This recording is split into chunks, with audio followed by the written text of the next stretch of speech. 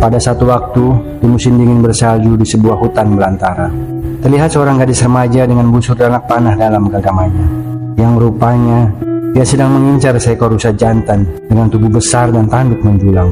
Dari balik pepohonan, dia mengawasi dan mengintai, dan sesaat kemudian sebatang anak panah telah diluncurkan, melesat tepat mengenai tubuh sang rusa. Namun sang rusa masih tetap berdiri, bahkan sekonyong-konyong dia melarikan diri, berlari dengan sekencang-kencangnya. Disusul dengan si gadis, dia mengejar dan mengikuti kemana sang rusa berlari. Yang pada akhirnya sang rusa pun harus menghentikan langkahnya. Dia terjatuh, terkulai, tak berdaya. Si gadis menghampiri sang rusa. Dia cabut anak panah dari tubuh sang rusa. Mengetahui kalau sang rusa belum benar-benar meninggoy, dia akhiri hidup sang rusa dengan menembaknya. Halo Ringkasanar, apa kabar? Iya kabar ya.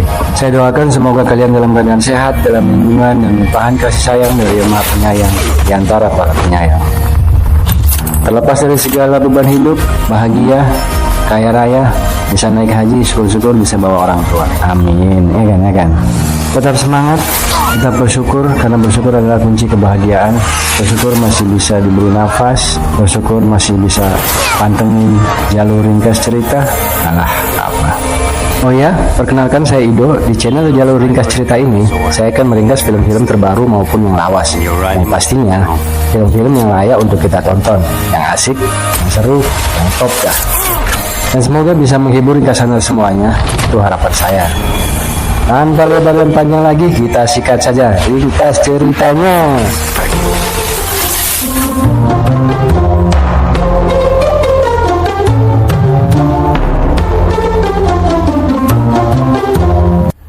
Film ini berjudul Hana, dirilis pada tahun 2011, bergenre action drama petualangan. Hana adalah seorang gadis remaja sekitar 16 tahun, tinggal berdua bersama ayahnya di sebuah pondok kecil di tengah belantara Finlandia. Dia dilatih digembleng dengan keras oleh ayahnya, membentuknya sebagai gadis remaja dengan stamina, keterampilan, dan kekuatan layaknya seorang prajurit. Proses dan tujuannya jelas, membentuk Hana sebagai karakter yang tanpa emosi, empati, sehingga menjadikannya seorang pembunuh profesional dengan tanpa perasaan. Dia melatih dan mengajari Hana bagaimana bertahan hidup dan membunuh lawan-lawannya. Begitu juga cara berkamuflase sebagai seorang agen rahasia. Semua itu dilakukan demi mempersiapkan Hana untuk membalas dendam kepada pembunuh ibunya. Target balas dendamnya merupakan rekan kerjanya sendiri waktu dia masih menjadi anggota Satuan Tugas Khusus alias Satkasus. Malam itu Hana mengatakan kepada Erik bahwa dia telah siap untuk pergi mencari Marisa. Tentu saja untuk membalas kematian ibunya. Di pagi hari, seperti biasa, Hana digembleng dengan latihan-latihan fisik, latihan menembak, juga latihan membela diri.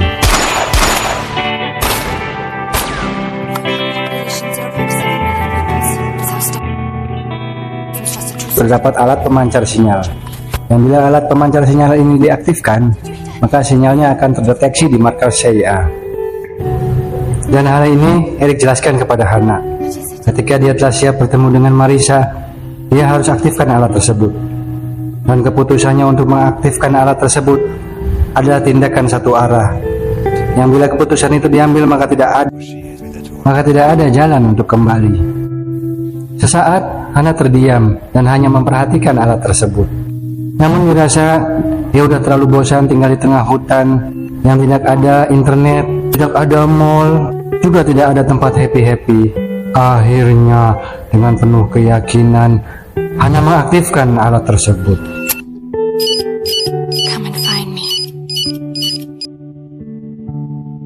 Sore itu ayahnya baru pulang dari berburu.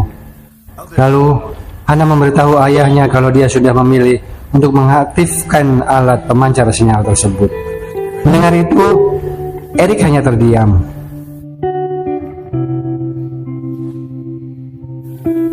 Sementara itu di markas CIA, petugas operator memberitahu Marisa kalau ada sinyal dari Erik menyala di titik koordinat yang sudah dia ketahui. Kembali ke Hana yang sedang bersama ayahnya. Sambil memangkas rambut ayahnya, mereka terus mematangkan rencana dan mempersiapkan segala kemungkinan untuk menghadapi Marisa dan agen-agensinya, juga antek-anteknya. Erik dan Hana pun mulai dengan aksinya. Dengan Erik meninggalkan Hana terlebih dahulu, raut kesedihan terpancar dari wajah Hana. Dengan perasaan bercampur aduk, Hana memandangi kepergian ayahnya.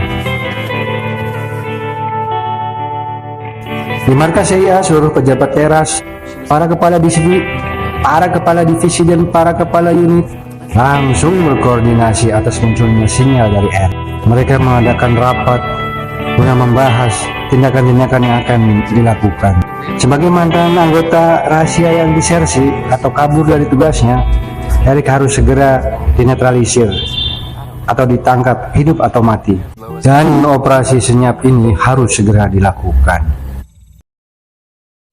Ketika hari menjelang malam, dari kejauhan terdengar deru suara pesawat helikopter. Hana pun mengintip dari celah-celah dinding pondoknya, memantau keadaan di luar. Lampu-lampu sorot dari pesawat menerangi sekitar pondok. Beberapa pasukan dengan pakaian putih, memakai helm anti peluru, juga topeng yang menutupi wajahnya, lengkap dengan senjata serbu, terlihat mulai menuju ke arah pondok. Seketika Hana mematikan lampu. Tim pertama mendobrak pintu lalu memasuki pondoknya. Namun bukan Hana kalau begitu saja ditangkap. Dia bantai tim pertama tanpa sisa. Dalam keadaan gelap gulita, tim kedua masuk dan terlihatlah tim pertama yang bergelimpangan sudah tidak bergerak lagi. Dan di ujung sana terlihat Hana yang hanya duduk diam, memandang ke arah pasukan-pasukan yang akan menangkapnya. Di dalam markas CIA terlihat Hana sudah berada di ruangan khusus, tepatnya sel ruang isolasi, dengan pengamanan super ketat, kamera-kamera CCTV dari berbagai arah yang terus memantau gerak-gerik Hana.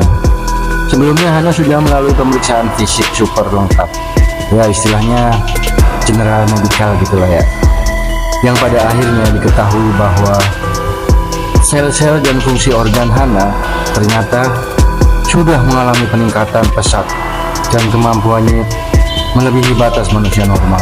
Dan pada saat interogasi, Hana hanya akan berbicara dengan Marissa dan dia ingin bertatap muka langsung. Mengetahui itu, Marissa tidak serta-merta mengikuti kemauan Hana. Ia mengirimkan anak buahnya dan berpura-pura sebagai dirinya untuk menemui Hana. Dan kita sebut saja dia Marissa KW. Dengan arahan dari Marissa asli, dari balik monitor, Marissa KW mulai berdialog dengan Hana. Hana bertanya tentang ayahnya. Marissa KW menceritakan pertemuannya dan bagaimana dia dulu bekerja sama dengan Erik. Dari situ Hana mulai mengetahui kalau yang ada di depannya bukanlah Marissa asli. Lantas Hana berpura-pura sedih mendengar cerita dari Marissa KW. Hana mulai menangis dan kemudian dia memeluk Marissa KW. Sekaligus dia duduk di pangkuan Marissa KW.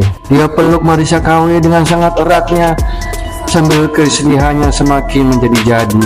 Sementara dari belakang monitor semua petugas termasuk Marissa asli, mereka semua mulai panik dengan tingkah laku dan gerak-gerik Hana. Tanda bahaya pun segera dibunyikan. Pintu segera dibuka, pasukan penjaga berhamburan menuju ruang isolasi di mana Hana berada. Karena mereka tahu Hana ini sangat berbahaya.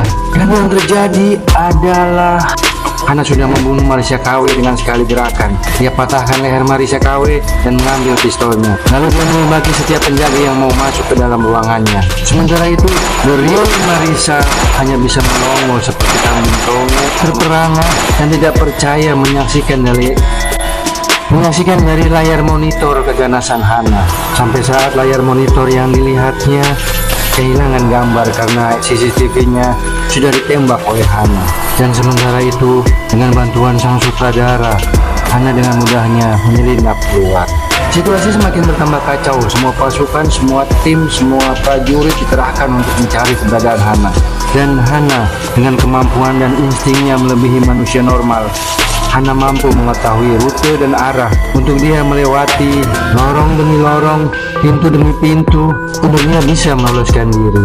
Tak lupa dia menghampiri petugas kesehatan untuk mengambil hasil medical check up-nya. Sampai pada akhirnya dia menemukan lorong ke atas dan membuka pintunya. Dan ternyata Hana berada di tengah jalan di sebuah padang gurun yang panas dan tandus di Maroko.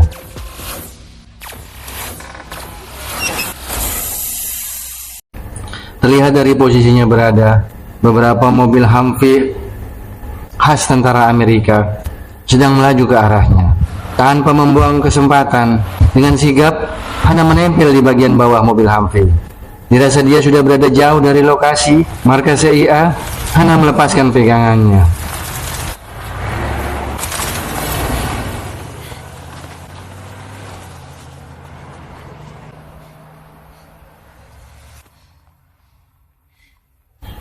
Di tempat lain di dalam kantor, Marissa sedang membakar berkas-berkas tentang proyek rahasia operasi intelijen CIA yang dia dan Eric dulu ditugaskan.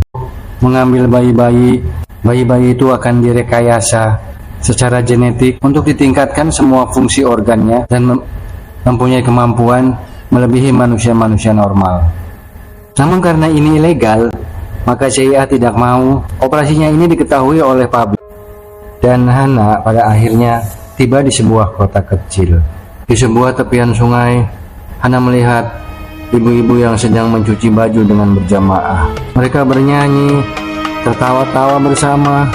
Maka ketika ada niat dan kesempatan, Hana langsung mengambil sebuah baju yang tergeletak di atas batu. Karena dirasa bajunya sekarang yang sedang dipakai sudah bau dan terlihat sangat mencolok. Hana mendatangi sebuah penginapan karena Hana tahu penduduk lokal menggunakan bahasa Arab.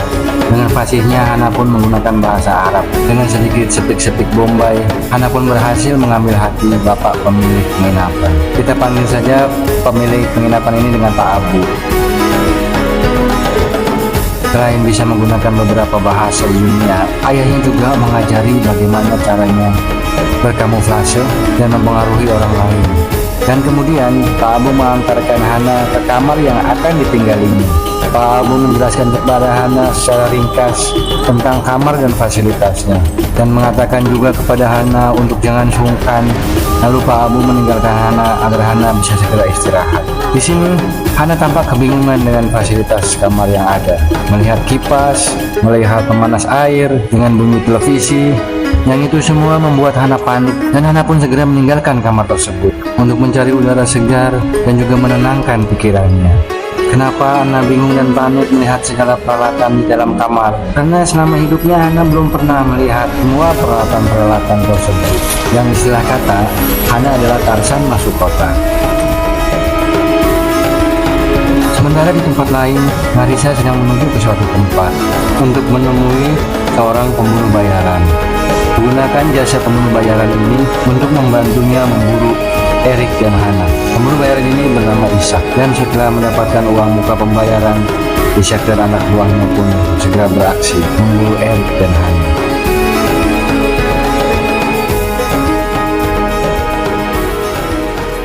Cerita kembali ke Hana dan bertemu dengan satu keluarga yang sedang melakukan touring keliling dunia dengan mobil karavannya. Kemudian Hana berkenalan dengan dua orang kakak beradik, yaitu Sophie dan Miles. Dengan mereka, Hana berkata dan mengakui kalau dirinya sedang melakukan perjalanan wisata, dan sekarang mereka sama-sama menuju kota yang terdekat. Sophie mengajak Hana untuk ikut serta bersamanya, namun Hana menolaknya. Malam itu di penginapan, Hana memeriksa kembali berkas kesehatannya yang diambil di markas CIA. Dan dia merasa ada yang tidak beres dengan dirinya. Terlihat di catatan itu bahwa dirinya berstatus abnormal alias tidak normal. Dan ini membuat Hana semakin penasaran dan ingin segera menyelidikinya. Keesokan harinya, keluarga Sebastian melanjutkan perjalanan dan sampailah mereka di sebuah pelabuhan.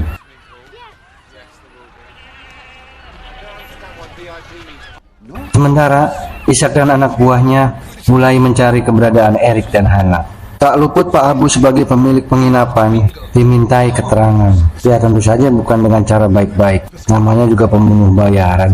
Dan saat Ishak dan anak buahnya mengobok-obok kantor Pak Abu, salah satu anak buahnya melihat rekaman CCTV dan mengetahui bahwa Hana telah kabur dengan cara menyelinap menjadi penumpang gelap mobil karavan keluarga Sebastian. Seketika Ishak dan anak buahnya bergegas hendak menyusul dan mencari mobil karavan tersebut. Dan Pak Abu pun tak bisa menghindar, menjadi sasaran kebrutalan Ishak dan anak buahnya.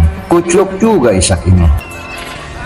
Di tempat persembunyiannya, Hana merasa kehausan. Perlahan, Hana pun keluar dari bawah tempat tidur Sophie. Namun hal ini diketahui oleh Miles, adik Sophie. Yang sebenarnya Miles sudah tahu dari awal. Hana pun secepatnya keluar dan mencari air. Dan ketika melihat ada kolam renang, Hana pun memutuskan untuk meminum air kolam renang tersebut. Hana pun jongkok agar bisa menyeruput air kolam tersebut dengan kedua tangannya. Tiba-tiba Sophie muncul dari dalam kolam renang dan tepat berada di depannya. Dan ternyata Sophie pun mengatakan kepada Hana bahwa dirinya sudah tahu kalau Hana berada di bawah tempat tidurnya dan menjadi penumpang gelap di mobil karavan ayahnya. Dan Sophie tidak mempermasalahkan hal tersebut. Begitupun dengan kedua orang tuanya, Sebastian dan Rahel. Dia pun tidak mempermasalahkan kalau Hana ikut menumpang di dalam mobilnya. Sementara si Ishak dan anak buahnya masih berkeliaran untuk mencari di mana Hana berada. Begitupun dengan Marissa. Di dalam pencariannya untuk menemukan Hana dan Erik, Marissa mendatangi rumah neneknya Hana. Dia mencoba mencari tahu informasi dari neneknya Hana tentang keberadaan Hana. Tapi memang karena Hana belum datang ke rumah neneknya, tentu saja neneknya bilang nggak tahu. Dan yang terjadi adalah Marissa langsung menembak neneknya Hana dari belakang. Wetan si Marissa itu. Kembali ke perjalanan Erik dengan menumpang bis akap, panjangan dari bis antar kota antar provinsi, sampailah dia di sebuah terminal di Jerman. Dan kedatangannya ini sudah diantisipasi oleh anak buah Marissa. Maka terjadilah baku hantam 1 lawan 10. Namun bukan Erik kalau dengan mudah untuk ditaklukkan, mengingat dia adalah mantan Satgasus.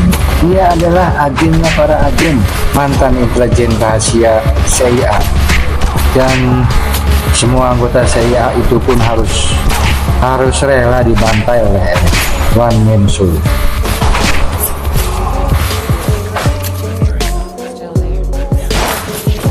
Dan setelah itu Erik mendatangi rumah Marissa. Pengawal Marissa pun terbunuh. Terjadi tembak menembak antara Erik dan Marissa. Dan saat Erik berhasil menjebol pintunya, ternyata Marissa sudah kabur. Si barbar ini kabur juga ternyata. Sementara Hana dalam perjalanannya bersama keluarga Sebastian mengetahui bahwa mobil karavan yang ditumpanginya sedang dibuntuti oleh mobil lain. Dan Hana pun meminta untuk segera diturunkan. Saat itu juga, walaupun ibunya Sophie berteriak untuk mencegahnya.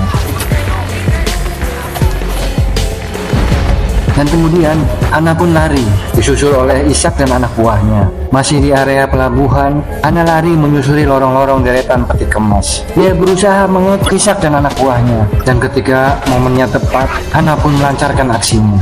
Hana balik menghajar dan membantai anak buah Ishak satu persatu. Namun aksinya tersebut ternyata diketahui oleh Sophie yang sedari tadi mengikutinya. Sophie saat itu melihat bagaimana Hana melawan, menghajar, membantai anak buah Ishak dengan sangat brutalnya. Sophie shock dan terkejut dengan apa yang dilihatnya. Hana dengan jurus jujitsunya sedang membantai anak buah Ishak. Seketika itu juga Sophie berbalik dan lari meninggalkan Hana. Hana hanya memandanginya saja dan Hana pun memilih kabur dengan cara menceburkan diri ke laut.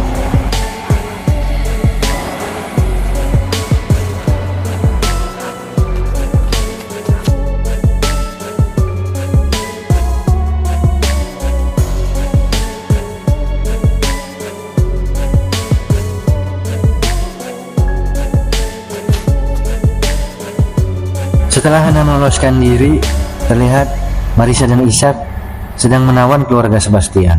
Mereka menginterogasi keluarga Sebastian satu persatu.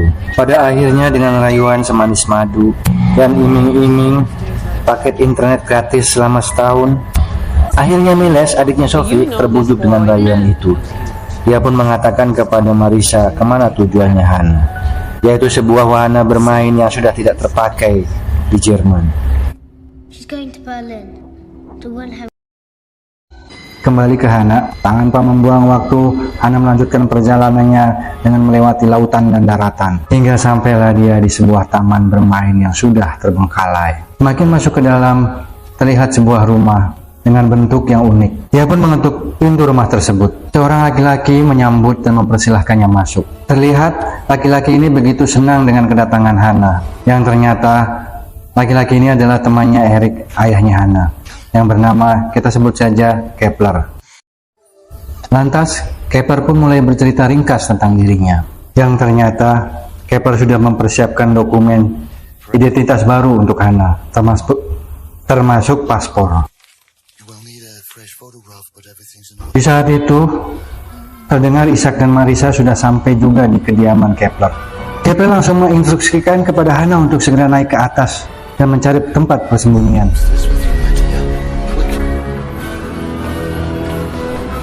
Begitu Kepler membukakan pintu tanpa basa-basi, Ishak langsung menghajar Kepler dan dia pun terpelanting jatuh. Dan langsung mencari-cari keberadaan Hana di setiap ruangan. Dari tempat persembunyiannya, Hana sempat mendengarkan percakapan antara Marisa dengan seseorang di seberang telepon. Dan Marisa mengatakan bahwa Erik adalah teman kerjanya dulu, sesama agen CIA. Yang pada waktu itu, Erik dan Marisa sama-sama ditugaskan untuk menghilangkan barang bukti dan segala objek dan orang-orang yang terlibat dari suatu proyek rahasia CIA tentang peningkatan kemampuan genetika manusia. Alih-alih menghapus jejak proyek tersebut, Erik malah ikut menghilang dan dipastikan membawa objek dari proyek rahasia CIA tersebut. Mendengar ini, Hana berpikir bahwa Erik sebenarnya bukan ayahnya. Dia pun kebingungan. Dia pun segera ingin mencari informasi lebih lanjut. Dia keluar dari tempat persembunyiannya dan lalu meloloskan diri.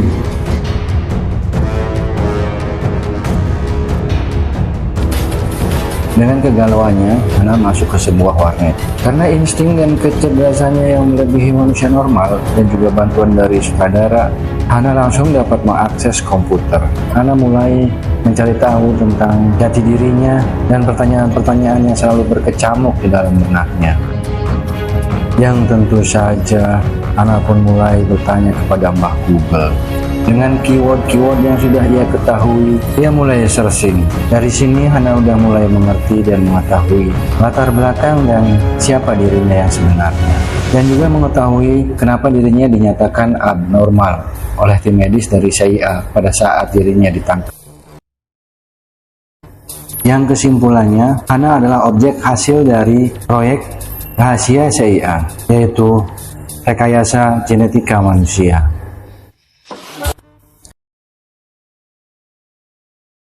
Setelah itu, Hana menuju rumah neneknya, dan dia mengetahui kalau neneknya sudah dibunuh oleh Marisa. Di sini, Hana bertemu dengan Erik. Dia pun sudah mengetahui kalau Erik bukanlah ayah sebenarnya. Namun demikian, Erik tetap mencoba menjelaskan situasinya bahwa dia ingin menyelamatkan Hana dan ibunya. Mungkin karena Hana terlanjur kecewa, dia langsung meninggalkan Erik melalui jendela rumah neneknya. Dan Erik langsung menyusulnya karena dia sudah menganggap Hana sebagai anaknya sendiri. Pada saat itu juga terlihat mobil Ishak dan Marisa. Di sini, Erik mencoba memberikan kesempatan kepada Hana agar dapat menghindar. Erik menghadapi Ishak dan terjadi lagi baku hantam. Erik berhasil menewaskan Ishak. Namun, dari belakang Marisa menembaknya. Dan akhirnya Erik pun meninggoy. Dari rumah neneknya, Hana kembali menuju ke rumahnya Kepler di Taman Green. Dia masuk ke dalam rumah. Hana melihat Kepler sudah meninggal dalam keadaan tergantung terbalik. Dan tiba-tiba terlihatlah wajah Marisa dari jendela kaca.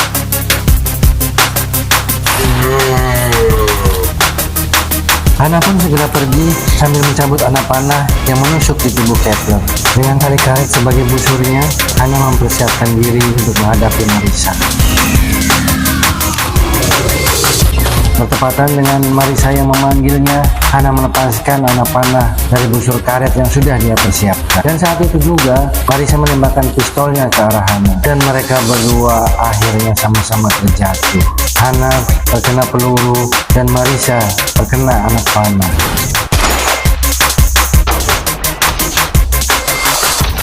Dengan menahan sakit, Hana berdiri dan segera pergi meninggalkan Marissa. Marissa pun bangkit mengejar Hana. Di depannya Marissa sudah berdiri dan menodongkan pistolnya kepada Hana. Hana hanya dapat pasrah dan memandangi Marissa. Namun yang terjadi adalah Marissa terpleset jatuh meluncur ke bawah dan pistol yang digenggamnya pun terlepas. Hana mendekat. Hana mengambil pistol yang terjatuh dan menembak Marissa. Dan cerita pun berakhir. Seperti pada saat di awal film, ketika Hana berburu rusa tersebut dipanah dan diakhiri dengan menembaknya. Begitupun yang terjadi dengan Marissa, dipanah dan ditembak pada akhirnya. Sekian dulu ringkas cerita kali ini. Mohon maaf bila ada kata-kata yang kurang berkenan. Saya Ido undur diri. Wassalamualaikum warahmatullahi wabarakatuh.